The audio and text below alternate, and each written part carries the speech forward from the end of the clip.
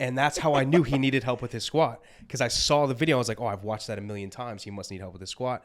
Then we started conversation, started talking a little bit, and then we would see each other every now and then in the gym, and then he just fell in love with me. So that's cool. Well, it's so that makes way more sense. No, he came up to me very, and normally you hear that and you're like, that guy's a dick, but he came up to me very respectfully. He was like, hey man, something like, you mind if I help you out with your form? And I was like, yeah, sure. Help me out. And I was like, oh, this guy's nice. And then he starts deadlifting, and I was like, oh, he looks kind of strong. I think he had like 405 on, and I was like, oh, that moved pretty fast. And then he had 5 plates on. I was like, oh, and then 6 and 7. And I was like, what the fuck? I was like, hey man, how much do you squat? He's like, like 680 or something like that. I was like, who are you?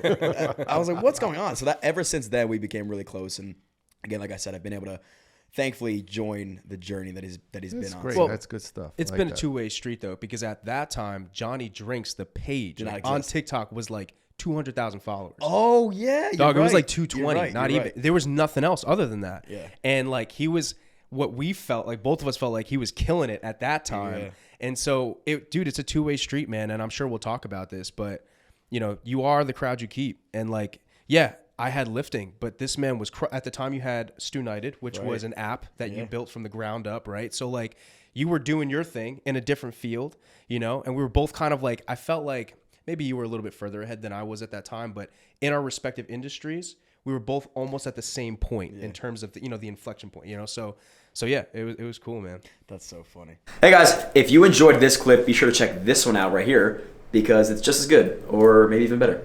Cheers.